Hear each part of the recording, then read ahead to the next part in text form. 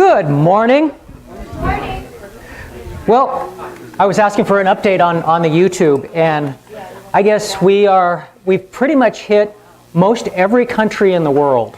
At least knocked on their doors, except a lot in Southern Africa and everything. But we're consistently in like 14 countries. Hello Russia, hello Afghanistan, hello Indonesia, islands off of Hawaii, and I mean all kinds of other places. It's hi. So we are the only church in the world that start our services with the Doobie Brothers. And we have a cat. Some of you never probably heard how we've got a cat. And that happened because of our first location. We asked a friend of ours if we could use his facility to start the church, and he went, foolishly enough, sure. So we did, and he actually lived in his facility also. Well, he had cats.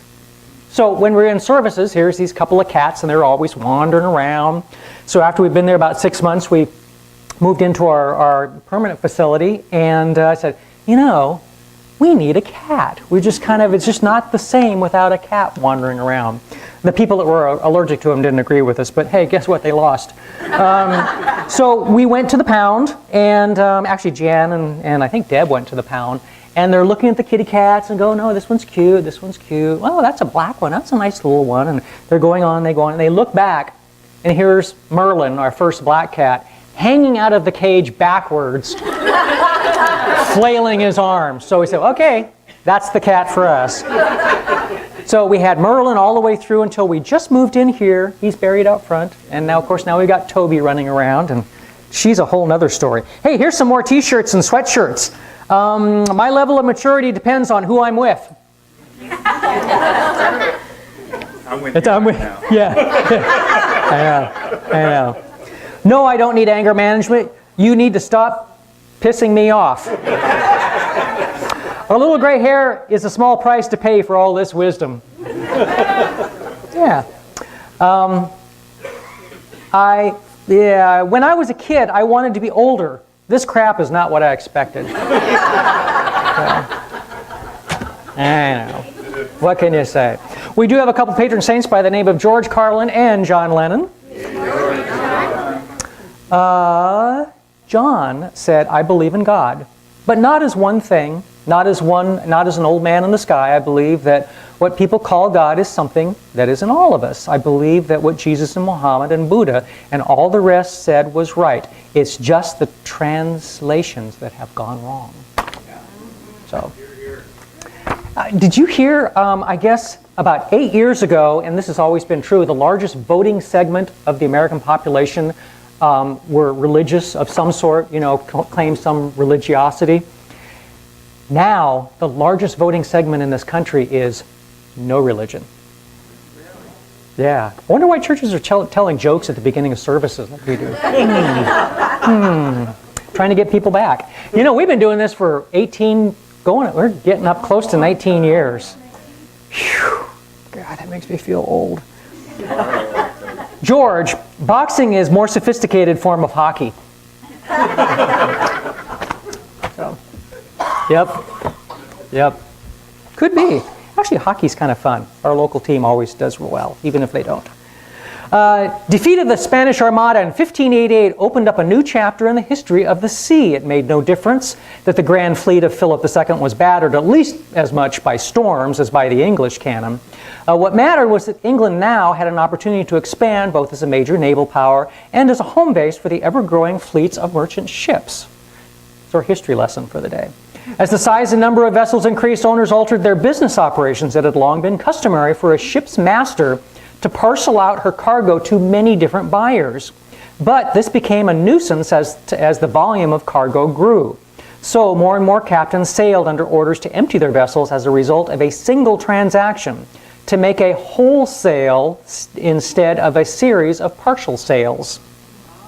Used for several generations, chiefly in the literal sense, wholesale operations came to be contrasted with retail ones. As a result, the seaborne term was attached to all ways of selling in the gross, whether or not a whole cargo was involved or not. From commerce, the term was spilled over into common speech and literature, as that by the early 18th century, Joseph Addison could be sure most folks would understand what he meant when he wrote about a wholesale dealer in silks and ribbons.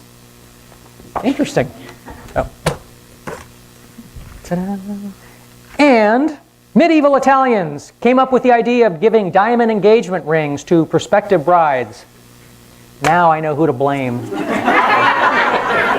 Not really. Not really. Anybody that takes me seriously, boy. Things that make you go, It is not enough to possess wit. One must have enough of it to avoid having too much. There are two sides to every question, my side and the wrong side. Yep. Mediocrity knows nothing higher than itself, but talent instantly recognizes genius. Why should a man's mind have been thrown into such close, sad, sensational, inexplicable relations with such a precarious object as his body? I don't know. I ponder these things. Bills travel through the mail at twice the speed of checks. A conscience is what hurts when all of the other parts feel so good. Eat well, stay fit, die anyway. Men are from earth, women are from earth, deal with it. No man has ever been shot while doing the dishes. I imagine. A balanced diet is a cookie in each hand.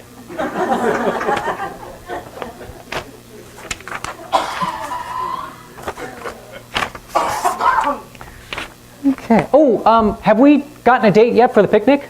Yeah. Yes. I can get that. September. I'm getting it. Okay. Got it right here on my calendar. Okay. Stuff to return. Oh, by the way, and anybody that was with our barbecue last weekend, great fun.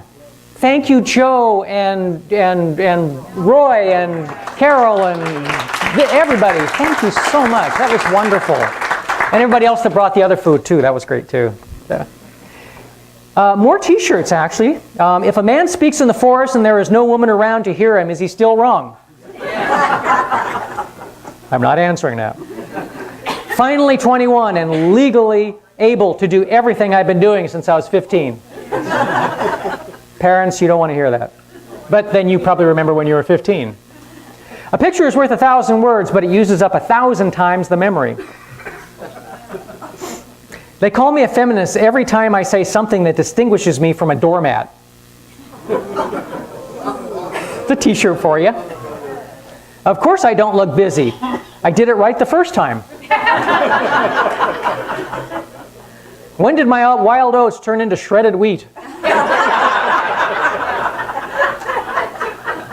My husband and I divorced over religious differences. He thought he was God. I didn't.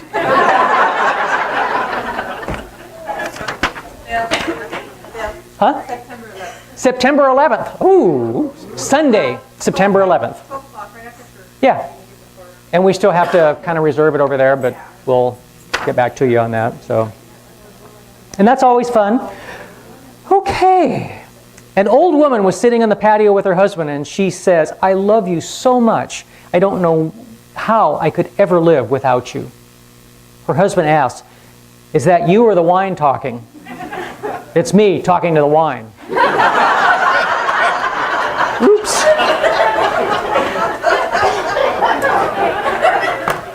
Oops.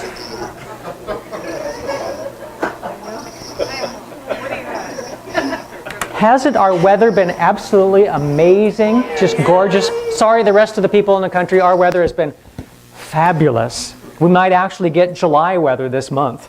So, or this week, excuse me. Nice. Go ahead. Got some? Okay. Okay. I don't remember what the song is. I'll tell you in a minute. Okay, I was wrong. It's the 18th. It was on my calendar because I wanted to. We were trying to get it in before I leave to go visit my daughter. So the 18th of September, and what is it down at Columbia Point Park?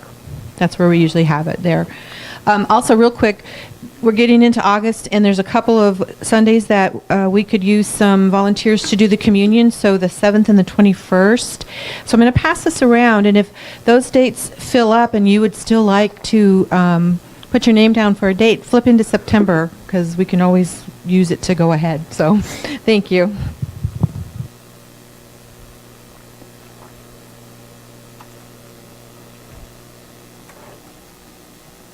Oh yeah, one of us.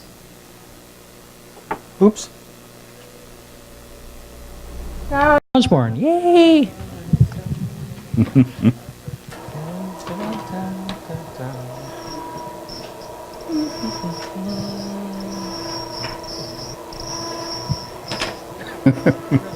I know, I can't, it just doesn't work. I have to.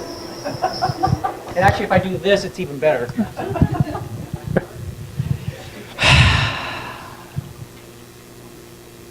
You know, Christopher, why don't you just get up here and talk to us? Okay. Thank you, Phil. Didn't have to go through some long thing.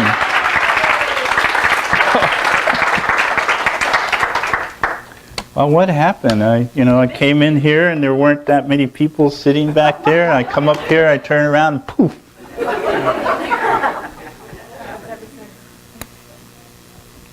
Well, it's good to be back. I was camping last month, so when I would have been here, I was on Lake Roosevelt in a boat with my family and little Adeline, who's just 2, and she handled the boat just really fine. It was just really... Mom was really worried about her, but she was fine. Not a problem. It is nice to be here, and it's really wonderful to see everyone. And, I've been thinking about what I was going to talk about this morning, which is unusual, because generally I just show up. One word came to mind, and I'll tell you that in a second. What I really want to do, though, is kind of get you ready for the one word. So, let's go on a small little journey. How many of you have thought about something that maybe you said to a friend or something you've done, and then you go, oh, that's not what I wanted to do. The next time I see them, I'm going to fix it. And we start thinking about how we're going to do that. We start thinking about the conversation we're going to have, and we start thinking about how it's going to all transcend. And then we get to meet that person, and everything goes out the window. But how much energy did you spend doing that? A lot. If you can remember when you were in high school, some of you can remember pretty easily, and you had to take a test, okay, and you really studied really hard, and you're just doing a lot of reading, and you're doing a whole lot of stuff. You're doing a lot of mental stuff. Does it tire you out? Yeah. When we do a lot of mental exercises, a lot of mental this, thinking about that, worrying about that, key word, that's it, that's the word, worry, okay? We are depleting our vital life force, our energy, okay? For those that are clairvoyant and can see your auras, they'll see a big change when you put a lot of energy into worry. And the reason why I want to talk about worry this morning is because I've been seeing a lot of it around me. There's a lot of people worried about, should I say it, the elections.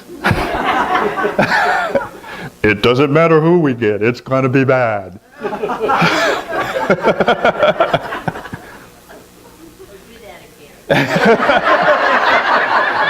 It doesn't matter who we're going to get, it's going to be bad. How's that?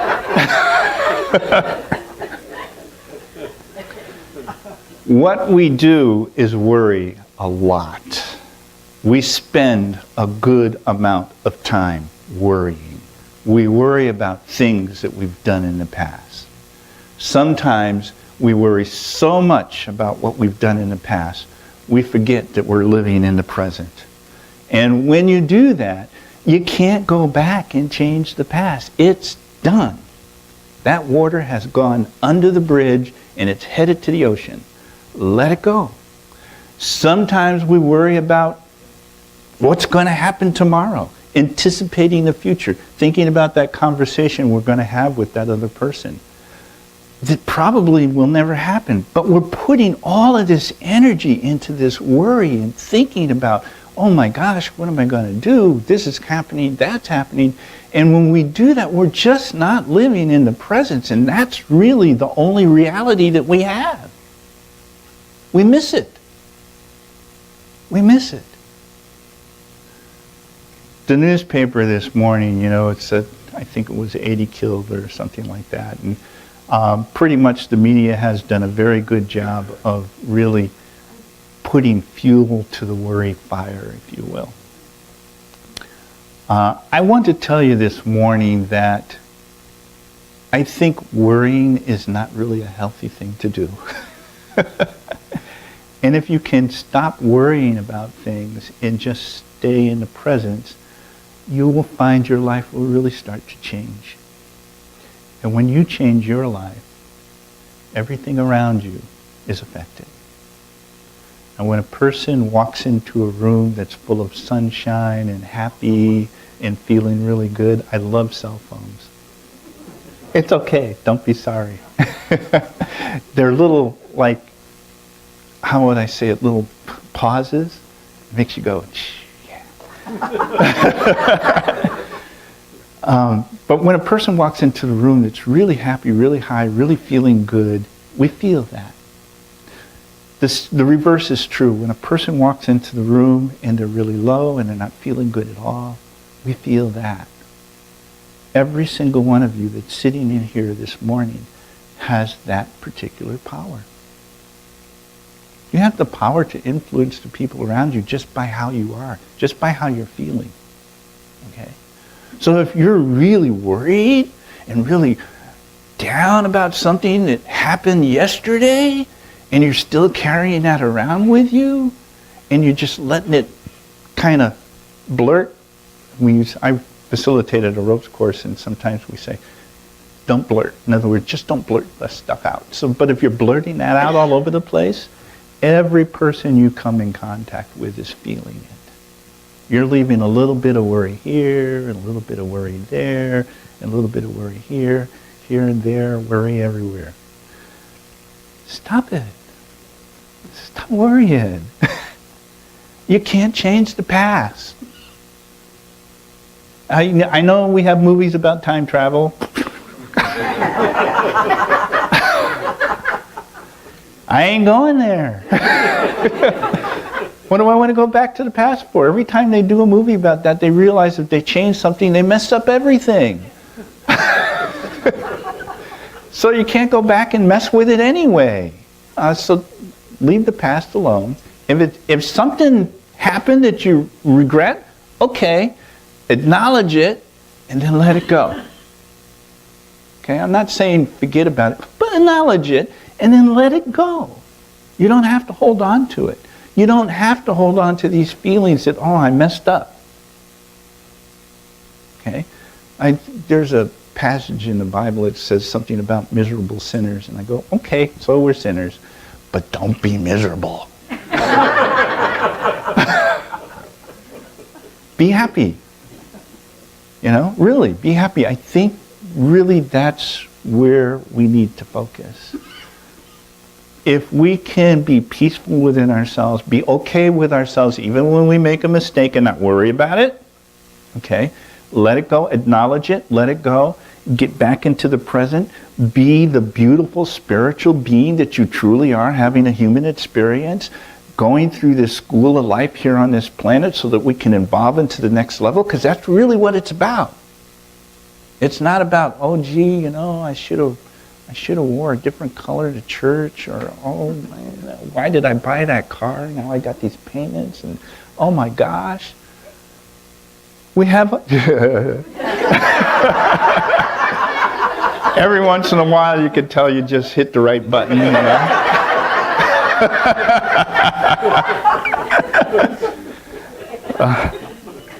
Don't worry, it's okay, you look great.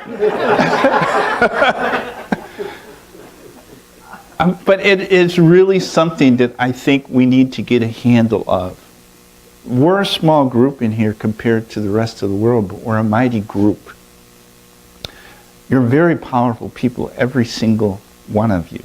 There is a person in here that's not. There's not a person in here that's not a powerful person. You have the ability to influence everyone that comes in contact with you. Lift up their energy. Be happy. Enjoy your life. I think Phil hit it on the nail when he said, exercise, eat healthy, die anyway. We are going to do that, okay? But it's not the end of all ends. It's just another beginning. It's on the other side of the veil. We continue on. I know that in every ounce of my being, I know that. And if I could just get us to all get that feeling, oh my gosh. So don't worry. Be happy. Be the spiritual beings that you are. If you're going through something, it's just your old karma. All right? You got to do that. You got to clean that karmic debt. All right? That's the past stuff. So when it's happening, just go, oh yeah, that's my karma. I can deal with it. And you just keep on going. And be happy. Yeah, I got some news 2 weeks ago actually. And for a lot of people, I don't know, I'm assuming maybe for a lot of people, if they got that particular news, they'd be in the dumps. Not me. All right? You all know I have cancer. Well, they found at my last CAT scan, which was 2 weeks ago, that I have a new growth on my liver that has gone to, it's 2 inches big. That happened between my last CAT scan. That's pretty fast, okay? A lot of people would be devastated by that. You know what I said? Wow, I'm really burning some karma.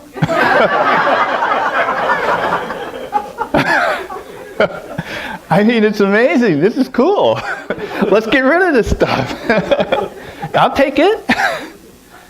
So it's really how you approach what happens to you, okay? A lot of people, that know that I have cancer, they're amazed at how I'm dealing with it. I'm dealing with it because I understand what it is. It's just old karma. That's all it is. It doesn't matter if I have cancer or if I get in a car accident or if I die of old age in bed.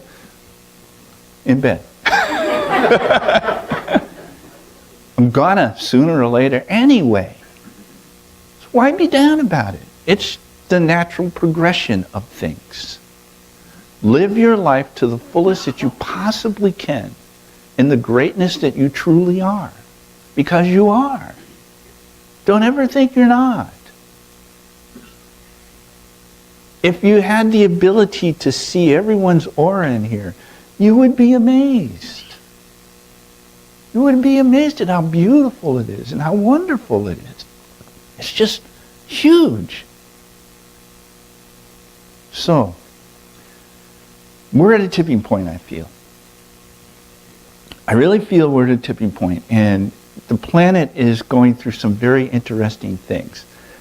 Not only do I study a lot of spiritual things, I also study a lot of scientific things, because I just like to do that. One of the things that's really interesting is that our polar caps have switched. We know this has happened at least twice before, so our scientists so say, and we seem to be in the process of it happening again. Matter of fact, it's overdue. It's overdue. And they're really worried because the sun, it has these little solar flares and stuff, and it's our magnetic field around the planet that kind of really protects us from all of that radiation that's coming from the sun. Well, our magnetic field is weakening. It's not as strong as it used to be. The solar flares, the big ones that happen on a 7-year cycle. Or it's an 11-year cycle. I don't remember. Sorry about that. Is it 7? 11? Okay, thank you. I knew it was right in there. And we're close. I think we're at year 7 now, or do you remember? We're getting close. Yeah, we're close. We're close to another cycle of a heavy solar flare. But at the same time, the magnetic field of the Earth is weakening, which indicates the magna in the middle of the Earth is getting ready to do its little flip thing. It's gonna change. Now, how that happens on the surface, I don't know. I can't tell you that. I don't know if it's like, boom, it's done, or it's done. But it's happening. So we have some interesting things that are going on, and if you take the Hermetic principle, as it is above, so shall it be below, which is one of the things I really love, because I can look at stuff out there and look at stuff down here and go, yeah, okay, that works. If all of those things are happening around us in our vicinity of the solar system, what's happening with us? So that's why I think we're at a tipping point. And when I say tipping point, I mean as a species, as a human race coming up, evolving up off this planet. We're at a tipping point where we're going to finally get it, and peace is going to reign, goodwill is going to reign. All that stuff that we're working towards is really going to take the forefront, and the other stuff is going to take the back seat. Now, I do a lot of reading in of Theosophical Society stuff. I don't know how many of you are aware of that, but I'm a liberal Catholic priest, and just about all liberal Catholics that I know are members of the Theosophical Society. So I read Madame Blavatsky and W.C. Ledbetter and some of those types of things. And there is a tremendous amount of wonderful, wonderful material about what's going on with us and our whole solar system. And that's why I always say we're the fifth root race that's evolving up off the planet, because of my background in reading and all that material. There's two more coming behind us, the sixth and the seventh, and some folks that are already in the sixth root race have already incarnated on the planet. Some of us in the fifth root race have already gone through all of their stuff, and they're moving on. And there's like 7 paths that you can take after that. After death, it's just amazing what goes on out there. Can't wait. Anyway, we're really at a wonderful, wonderful place in our history as a root race, as the fifth root race. There's a lot that's going on. Why did I tell you all of that? I'm telling you all of that because your emotions and your thinking, all of that does not just take place within your physical body. Okay? It's a combination of your physical body, your astral body, your casual body, and your mental body. All right? So when you're worrying, when you're really upset, it's just not happening to you physically. It's also happening to you in your astral body and in your casual body.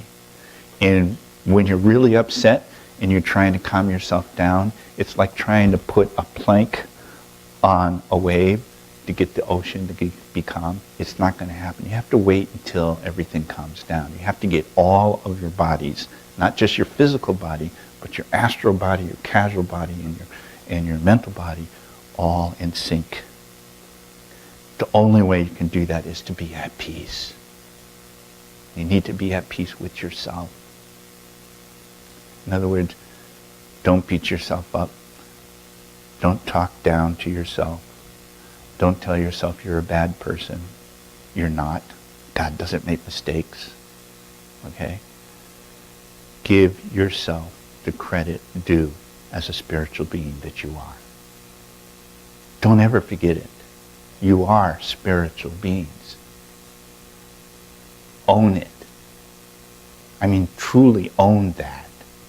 Don't just say, oh yeah, I'm a spiritual being. Be it. Because you are. You can't be anything different.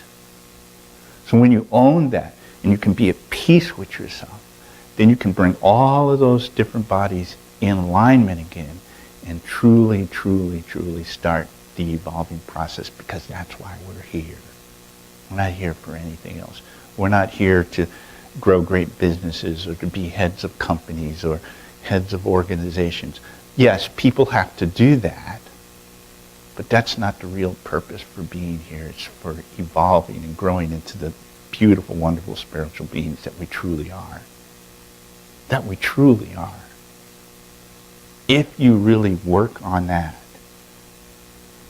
everything else follows. Everything else just comes along. But that's your main mission. That's your main goal. Stay on that track. You stay on that track, you'll be good. So don't worry. Be happy. So I'm going to leave you with this. I love this. This is a great invocation. Some of you know it. Some of you might not. But from the point of light within the mind of God, let light stream forth into the minds of men. Let light descend on earth. From the point of light, love within the heart of God, let love stream forth into the heart of men. May Christ return to earth. From the center, where the will of God is known, let purpose guide the little wills of men, the purpose which the Master knows and serves. From the center, which we call the race of man, let the plan of love and light work out, and may it seal the door where evil dwells. Let love and light and power restore the plan on earth. Namaste. Be at peace.